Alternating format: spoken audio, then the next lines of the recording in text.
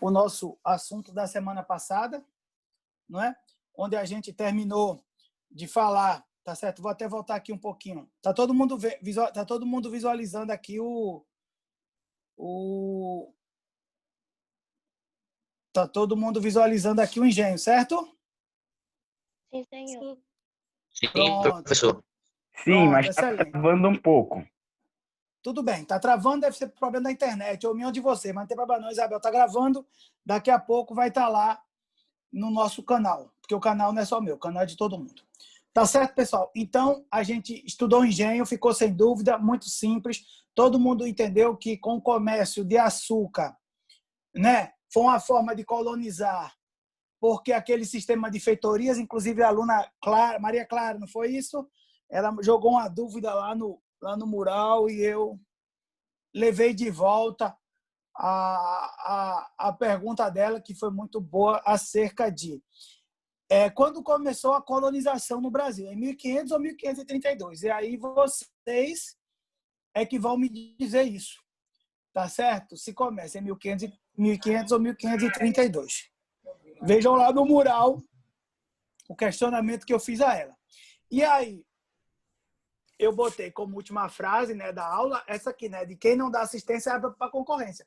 Então, a partir do momento em que Portugal não estava se importando com o Brasil, abriu espaço para outros países, outros impérios, eles começarem a invadir aqui o nosso país, né, não o nosso país ainda, invadir aquelas terras que nem colônia eram ainda, né, para se aproveitar. Tá certo? E aí nós tínhamos sérios problemas. Vocês lembram que eu falei na aula de... Eu falei na última aula que tinha, inclusive, como é que se fala? Donatários que sequer vinham ao Brasil, vinham conhecer suas capitanias hereditárias. Tá certo? Ou seja, o negócio era meio, não, era completamente bagunçado. Então, tipo assim, tinha donatário que tinha mais de uma capitania hereditária e não vinha para conhecer sua capitania. Tinha donatário que não estava nem aí. E teve donatário, que foi o caso do donatário da capitania hereditária de Salvador, que foi morto pelos índios. Tá certo? Então, como aqui o negócio ainda tinha muito índio, ainda tinha toda aquela questão da terra, então o donatário de Salvador ele foi morto pelos índios. E aí ninguém queria, né? Pô, se o índio matou ele, tipo assim, não deve ser nada seguro. Então, o Reino de Portugal assumiu a capitania da Bahia, de Salvador, né? E aí, com isso, né, em 1532, Tomé de Souza assumiu como primeiro governador-geral. E Salvador se tornou a primeira capital do país, né, o que hoje nós conhecemos como Brasil. Então, vamos lá. Existia a capitania, tá certo? Vamos lá, nas capitanias hereditárias aqui para frente, ó. Vocês estão vendo a capitania da Bahia Todos os Santos, que era Francisco Pereira Coutinho, o donatário. Esse cidadão, ele foi assassinado pelos índios, tá certo? Que ocupavam essas terras. E aí, com isso, levou-se, né? Óbvio, o pessoal ficou com medo, e aí, com isso, a capitania da Bahia Todos os Santos passou a ser governada pelo governador, pelo Reino de Portugal. Esse pessoal fica chegando atrasado e fica atrapalhando. Mas vamos lá. E aí, a capitania de Salvador passou a ser governada pelo Reino Português, já que ninguém quis a capitania. E aí, com isso, houve uma centralização política. Aí nós começamos a ter um arremedo de colônia, né? Porque aí Tomé de Souza veio para cá e aí ele ficou como o primeiro governador do Brasil. Quando eu estudei isso, na idade de vocês, há muito tempo atrás, a gente tinha que saber os 3 governadores gerais. O Brasil teve 3, de cor. Tomé de Souza, Costa e Mendes Sá. Eram os 3 governadores gerais. Graças a Deus a gente já passou por essa fase, a gente evoluiu como educação. E aí hoje isso não é mais tão importante. Tá certo? Mas o que é importante é que vocês entendam que houve uma centralização política da colônia. Por quê? Porque a colônia, porque Portugal assumiu a Baía de Todos os Santos e aí com isso colocou um, abre aspas, funcionário seu como governador-geral do Brasil na época, ou seja, daquelas capitanias hereditárias. E junto com Tomé de Souza veio algo muito importante, que foram os jesuítas. O que são os jesuítas? Os jesuítas são uma ordem religiosa. Tá certo? Que veio com o intuito de catequizar os índios. O que é catequizar, pessoal? Catequizar é você pegar aquele índio que ele pensa. Catequizar, a gente geralmente tem o cunho religioso do termo.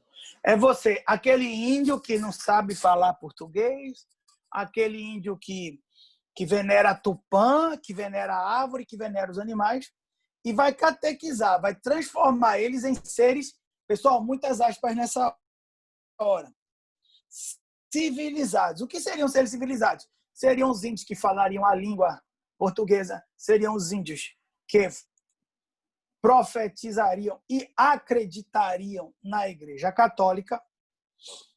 Entenderam? Então, isso é o verbo, é daí que vem o verbo catequizar. Então, os jesuítas, essa ordem veio para a colônia junto com Tomé de Souza e vieram com esses intuitos, tá certo? Criaram diversas missões religiosas. O que é a missão religiosa? A missão religiosa nada mais é do que uma feitoria de cunho religioso. Então, eles iam para a terra, no meio das terras indígenas, criavam lá um forte, mas sem o tom militarizado da coisa, tá certo? Quem quiser entender realmente como funcionavam essas missões religiosas, tem um filme muito bom do Brian De Palma. É um filme da década de 80. O filme ele é lento, para mim, imagina para vocês, tá certo? Mas é censura 12 anos, tá certo? É um filme muito bom, mas eu sei que vocês não vão gostar, chamado A Missão. É um filme bem lento. O pessoal tá me ouvindo? Sim. Eu tô. Sim. Coronel Monteiro. Obrigado. Tá bom, pessoal. Tá bom. Coronel Monteiro, o problema é com o som áudio do senhor aí. Tá todo mundo me ouvindo. Tá certo, pessoal? Então, se quiser assistir esse filme nas férias, vocês vão achar muito lento. Alguns de vocês não aguentarão 15 minutos, porque o filme ele é muito lento mesmo. É um filme que envelheceu mal, mas é um filme que mostra muito bem como é que funcionavam essas missões religiosas. Chama-se A Missão, do Brian De Palma. Tem na locadora Paulo Coelho aí para vocês. É totalmente diferente do Último Moicanos, que é o melhor filme da humanidade. Né? Prosseguindo. Então, aí nós temos uma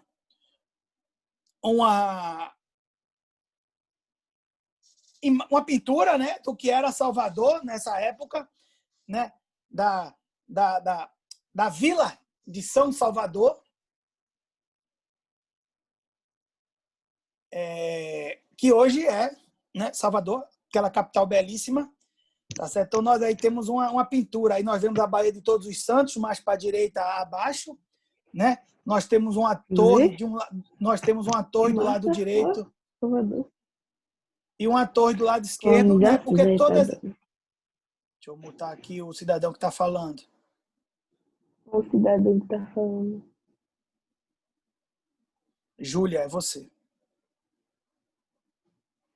É Júlia. Quem é Júlia? Tem tanta Júlia nesse 7º ano. Tá certo, pessoal?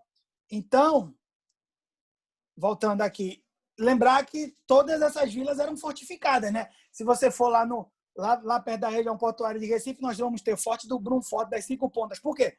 Porque tinha que ter forte que era a defesa contra, né, os navios dos invasores. O que eram os invasores naquela época? Eram aqueles impérios que não reconheciam o Tratado de Tordesilhas.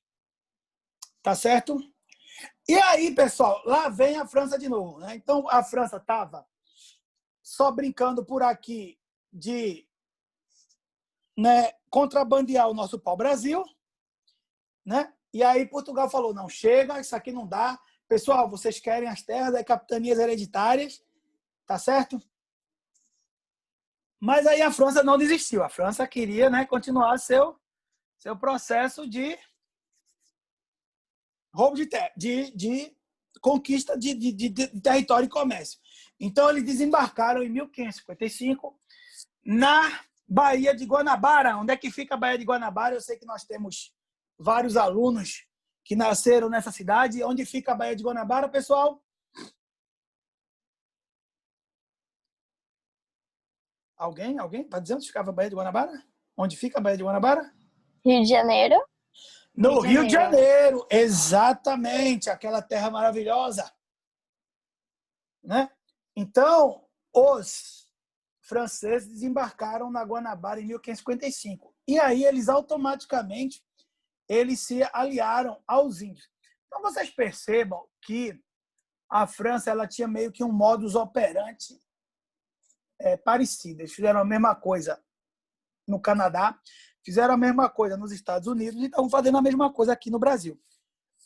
Que era o quê? Cadê? Fizeram aqui antes de fazer nesses outros lugares. Que é o quê? Eu não sou, abre aspas, o dono da terra. O dono da terra é o colonizador que está lá.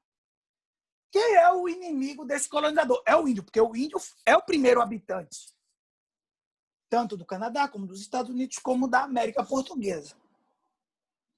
Então, é daquela velha máxima, não é certo? Que os gregos e romanos já diziam. O inimigo do meu inimigo é meu amigo. Então, o que é que os franceses faziam?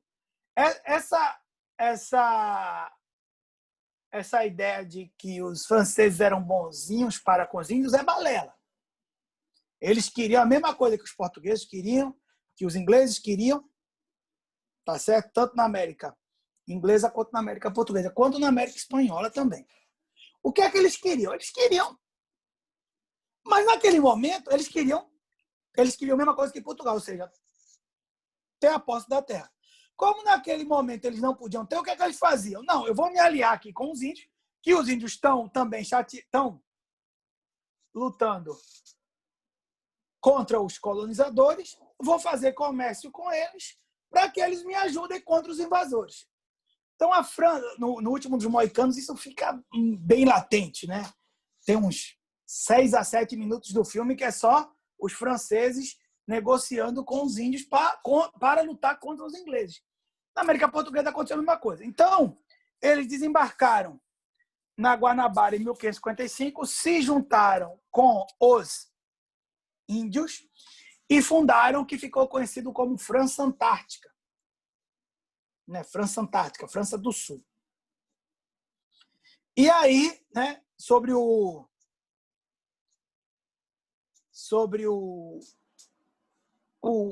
comando do almirante Villegagnon, né, eles aportaram lá na Ilha das Cobras. Tudo isso também é de Guanabara, pessoal. Vocês forem lá, tem um museu maravilhoso sobre essa época. Inclusive, o Museu da Manhã também tem uma exposição sobre isso. É bem legal.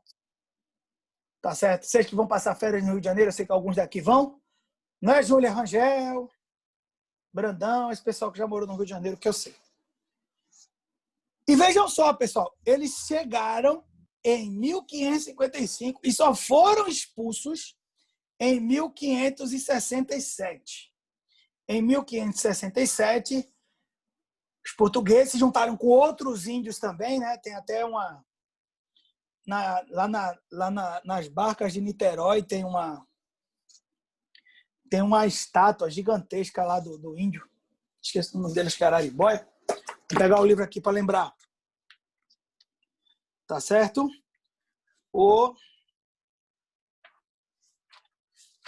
o nome do índio. Não é importante, não vou cobrar para você. Talvez eu cobre, vamos dar aquela lida básica, tá certo? Mas não vão ser importantes para vocês. Aqui, ó, Araribóia, exatamente, eu lembro bem. Morava muito perto dessa estátua lá em Niterói. Então, Araribóia, né? Hoje a estátua dele de frente para a Baía de Guanabara, todo imponente, um baita índiozão, grandão. Tá certo? Ele ajudou os portugueses a expulsarem os franceses. Os franceses gostaram da ideia? Não, não gostaram. Ficaram ok com ela? Não, não ficaram. Aceitaram? Não aceitaram. Para onde eles foram? Para o Maranhão. Então, eles saíram da Bahia. Vamos lá, voltar para o mapa de novo. Então, eles voltaram aqui, ó. Tá certo? Do sul aqui, ó, bem baixo aqui, ó. Tá certo? A gente pode chamar hoje do que era o Espírito Santo e saíram navegando por todo o litoral, subindo norte, norte, norte, norte, norte, norte, norte, norte, norte, e foram até o Maranhão. Tá certo? E lá fundaram né, na Baía de Guanabara, eles fundaram a França Antártica, França Antártica. E aí, no Maranhão, eles fundaram, tá certo, o que ficou conhecido como França Equinocial. França Equinocial porque fica perto, né, da linha do Equador. E França Antártica porque é ao sul, perto do continente antártico. Pessoal, alguma dúvida até aqui? Isso aqui é importante. A centralização política que aconteceu porque o sistema das capitanias hereditárias começou a ruir, começou a falhar, tá certo? Aí Salvador virou capital, basicamente porque o donatário foi morto pelos índios, e aí o Império Português teve que assumir essa capitania. Tomé de Souza, primeiro governador-geral. E aí, com isso, junto com ele vieram os jesuítas. E aí começou o processo de catequização dos nativos. A França, não desistindo desse comércio, se enclausurou no atual Rio de Janeiro, na Baía de Guanabara, em 1555, e foi expulsa em 1567 pelos portugueses juntos com os índios. E aí foram para o Maranhão e fundaram a colônia, né, a vila, e lá fundaram o que ficou conhecido como França Equinocial. E aí eu pergunto para vocês, os nativos, nesse caso os índios que se juntaram aos portugueses, expulsaram realmente os invasores? Isso aí eu vou deixar para que cada um de vocês pense. Tá certo? E aí, continuando. Vamos acabar esse assunto hoje, pessoal. Tem mais 10 minutos ainda. E aí nós tivemos as bandeiras. Porque se vocês forem pegar hoje no mapa do Brasil, ele é bem diferente, não. Ele é bem maior do que era naquela época. E isso a gente se deve a muitos fatores. Um deles foram as bandeiras. Então, o que eram as bandeiras? Antes de falar o que eram as bandeiras, eu preciso que vocês assimilem dois conceitos. Os primeiros vocês já assimilaram, que é sobre os jesuítas. Então, os jesuítas eles vieram para catequizar. Eles vieram para transformar aquele índio, aquele ser, abre aspas, bárbaro. Lembra que se usava esse termo bárbaro? Lá na Idade Média. Lá na Idade Antiga, né? Os romanos usavam os bárbaros. E aí hoje eles continuavam, né? Hoje não, naquela época, século XVI, eles continuavam achando que aquele povo era bárbaro. Aquele povo não tinha educação, não tinha cultura, não tinha religião. Eles achavam que aquilo que os índios cultuavam, aquele panteísmo, não era religião. Então, os jesuítas eles vieram para catequizar. Esse conceito vocês já estão... Está bem massificado por vocês, eu espero. E o outro é de que eles consideravam os índios negros da terra. Por que negros? Porque eles também passaram a ser vistos, e principalmente com a cultura da cana-de-açúcar, como escravos para seriam usados como mão de obra nos engenhos.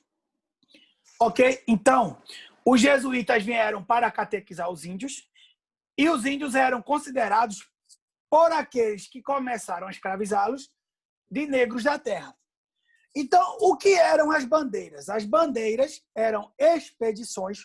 Então, vamos lá. Vou pegar agora a 70... Qual é a turma do poeta? Qual é a turma do poeta? 4, professor. Pronto, então eu vou pegar a 704, já que nós temos um poeta entre nós, tá certo? E vou fazer o seguinte, pessoal, nós estamos aqui em Recife, tá certo? Aqui em Recife está muito bom, solzinho, praia, Porto de Galinhas, Muro Alto, mas eu tô a fim de ficar rico, tá certo? Esse negocinho aqui tá ok, mas eu quero ficar rico. Então vamos fazer o seguinte, vamos agora fazer uma expedição, tá certo? Para atrás de pedra preciosa e escravizar índio para servir de mão de obra. Essas expedições para as pedras preciosas, elas ganharam um caráter mais importante porque os espanhóis, na América Espanhola, descobriram prata, tá certo? Nas minas de Potosí, na Bolívia. Então, os portugueses, sabendo disso, falaram, pô, se na América Espanhola tem prata, aqui também tem, porque, né, é tudo o mesmo continente. Então, as bandeiras foram experiências criadas para... O que foi aí? Peraí, deixa eu ver. Alguém tem alguma dúvida? Não, não tem dúvida. Vocês estão batendo papo aqui no Zoom, né? Vocês estão batendo papo, né?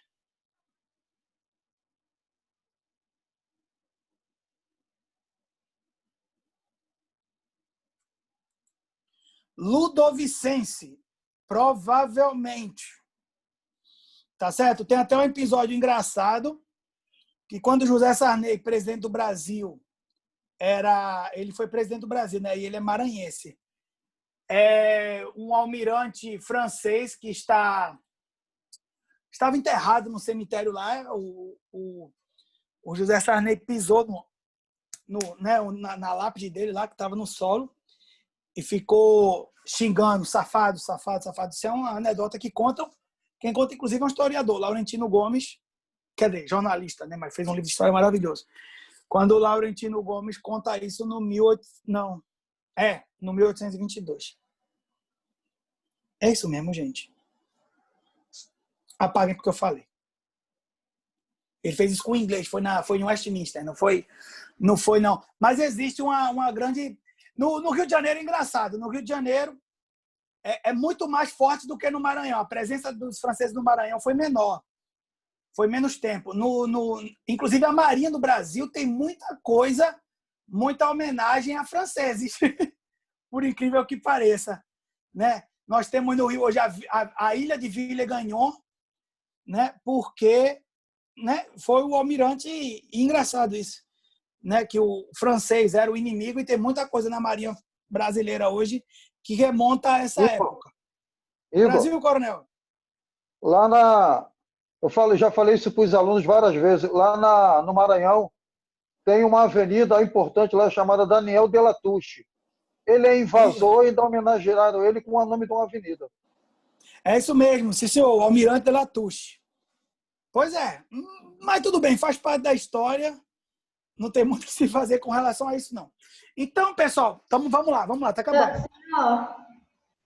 Vamos lá, multa aí, pessoal. Então, as bandeiras foram expedições para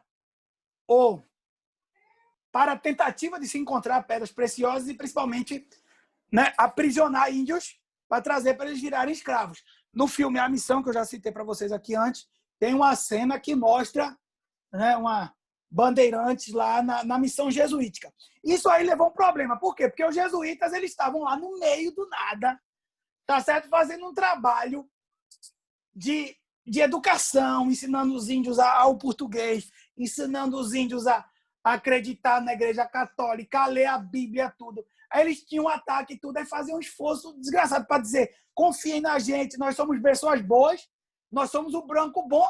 Aí, do nada, eles estão lá nas missões, acreditando nos padres jesuítas, e aí vem um monte de homem branco também com arma, transformados em escravos.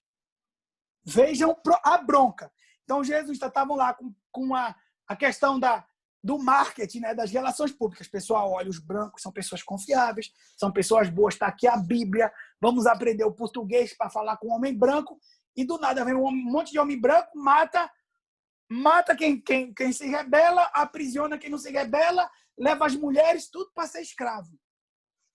Então, isso gerou um sério problema com os jesuítas. E também nós tivemos a expansão por conta da pecuária. Por quê? Vocês viram como é que funcionava o engenho. A máquina mais importante do engenho era a moenda. A moenda só funcionava com boi. Além do que, se vocês pararem para pensar, né, já tem uma propaganda do Agroetec, do ministro da Agricultura, né, na Globo, Agroetec, Agroepop, não sei o quê. E é verdade. Do boi você aproveita tudo. A carne você aproveita, o couro você aproveita, o osso você aproveita, o chifre você aproveita. Ou seja, o boi é um animal perfeito, porque você mata ele, não sobra nada. E aí nós, né, a questão do engenho, você para criar boi, você precisa de uma área muito grande, e a área maior do engenho era para o canavial, ou você tinha canavial, ou você tinha pasto. Como é que você vai criar gado? Você precisa de muita terra. Então, você vai avançando para a esquerda, né? A expansão para o oeste, tá certo? Parecida com os Estados Unidos, mas em nenhum momento tão planejada e sequer tão grande, né? Vocês vão estudar a expansão para o oeste no ano que vem. Expansão oeste americano no ano que vem. No Brasil houve isso, mas não em larga escala, né? E nem planejada. Nos Estados Unidos, nós tivemos a Postatal bancando obras faraônicas de ferrovias. No Brasil não teve nada disso, até porque no Brasil foram 200 anos antes. Nós tínhamos o quê? Pessoas atrás de terra para criar gado, pessoas atrás de pedras preciosas, pessoas atrás de índio para escravizar os índios. Então, nós temos aqui, pessoal, ó, esse mapa aqui é importantíssimo, tá certo? Eu achei ele na internet, tá certo? Que nós temos aí, ó, as terras pertencentes à Espanha, à esquerda de Tordesilhas. Terras pertencentes a Portugal, à direita de Tordesilhas. Terras onde tinha pau-brasil, ó, só no litoral, muito pouco, mas foi diminuindo muito. A pecuária indo um pouco para o oeste, por quê? Porque você precisava do quê? Da cana-de-açúcar. E a cana-de-açúcar basicamente no litoral, ó, no Maranhão, lá em cima, ó, Abra de Diogo Leite. Nós temos em Natal, ó, Olinda, Recife, vai descendo, tá certo? E aí nós temos também no Rio de Janeiro a cana-de-açúcar. As entradas são essas setas vermelhas para a esquerda. Para quê? Para a gente aprisionar índio, para a gente ir atrás de pedra preciosa. Vocês estão vendo que teve uma entrada, ó, que o caboclo ele atravessou quase que o rio Amazonas inteiro, ó, e foi sair lá no Oceano Atlântico. Pessoal, a escravidão ela aconteceu porque a mão de obra escassa nos engenhos, já trabalhamos isso na aula anterior, os índios não se adaptaram, tá certo? Óbvio que eles não se adaptaram ao trabalho escravo. Muitos deles fugiam, conheciam a terra, era mais fácil, tá certo? E aí ocorreu o tráfico de negros vindo da África. Nós tivemos cerca de 3 milhões entre os séculos 17 e 18. Pessoal, eu não vou falar mais sobre escravidão, porque os nossos dois trabalhos... Não, um dos dois trabalhos da AP será só o livro paradidático Fala de Escravidão. Tá certo? Então, como vai ser parte da AP3 de vocês, a gente vai só dar essa pincelada aqui e aí mais na frente, durante o final do trimestre, a gente trabalha mais com escravidão. Pessoal, está acabando. Nosso assunto acabou. O que isso quer dizer? Que a nossa AP será... Quando? Segunda-feira da semana que vem? Sim ou não? Sim. Não, o que foi que eu falei? Que as nossas APs sempre serão em qual dia? Quarta. Na quarta-feira. Então, Nunca. quem falou nunca já vai ficar com um a menos já. Ainda bem que eu não sei quem é. Segunda-feira, nós vamos fazer aqui uma revisão. Estarei aqui para tirar dúvidas de vocês. E aí, na quarta-feira, vai ser a nossa AP. Pessoal, dúvidas, perguntas. Se tiver dúvidas, estudem, porque já está marcada a nossa AP. Vocês estudam. Vocês tirem dúvida. Se tiver dúvida, tira lá no mural.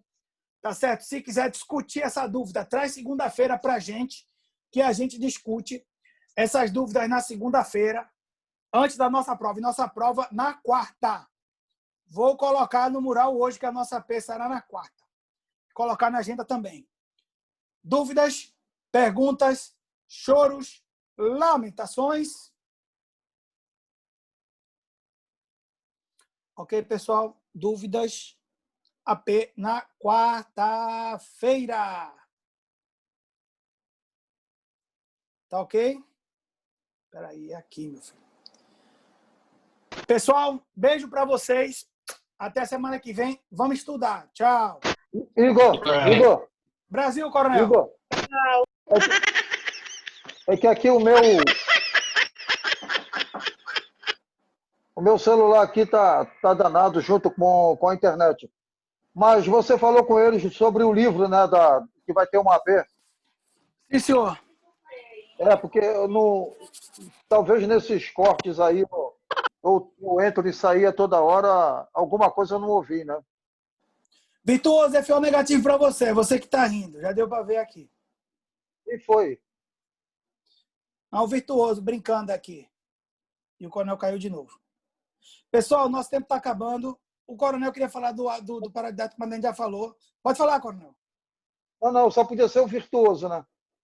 Vou dar-lhe uma FO. Vou até falar com o comandante de companhia dele agora. Ele é virtuoso no nome. Então tá certo, Igor. Tá, bom dia. Brasil. Gente, vamos estudar até semana que vem. Bom dia. Tchau, Brasil, professor. Tchau, beijo.